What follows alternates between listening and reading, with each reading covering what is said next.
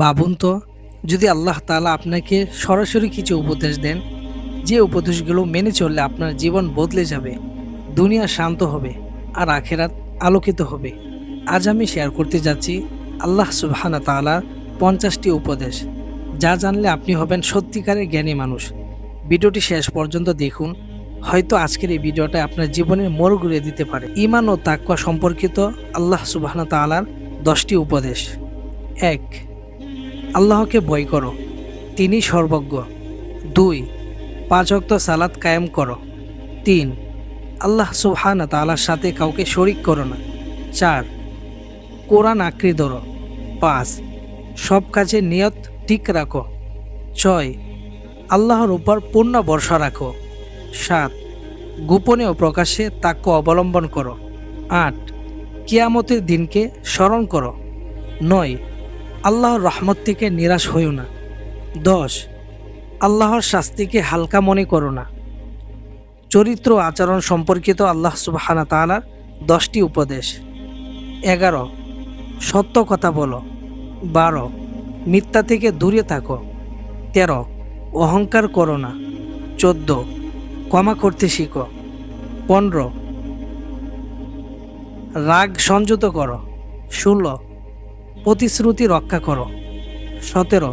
গীবত করো না। 18. কারো সাথে ঠাট্টা করে অপমান করো না। 19.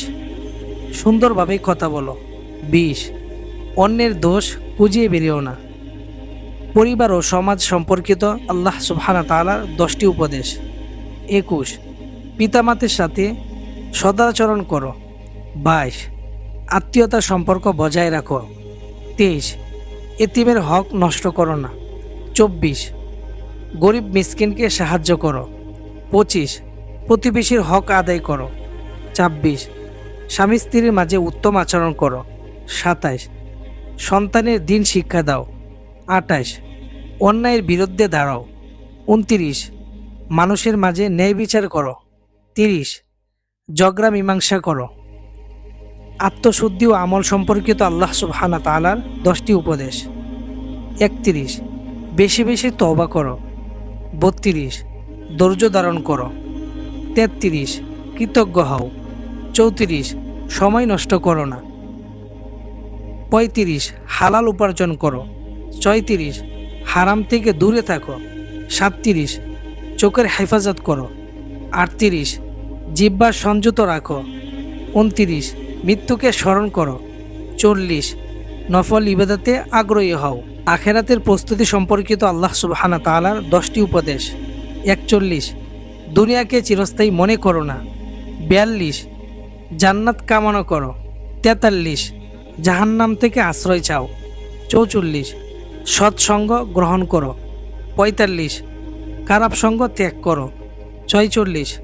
আল্লাহর জিকির বেশি বেশি করো। 47. গোপনে দান করো। 48. কোরআন বুঝে পড়ো। 39. নিজের হিসাব নিজে নাও। 50. সবসময় আল্লাহর সন্তুষ্টিকে অগ্রাধিকার দাও। ভাই ও বোনেরা, এই 50টি উপদেশ শুধু মুখে বলার জন্য নয়, এগুলো যদি আমাদের জীবনে ঢুকে যায়, আমরা শুধু জ্ঞানীই হব না, আমরা হব আল্লাহর সবথেকে প্রিয় বান্দা। আজ থেকেই একটি উপদেশ হলেও শুরু করুন। একদিনে সব নয়, কিন্তু ধীরে ধীরে বদলে ফেলুন আপনার জীবন।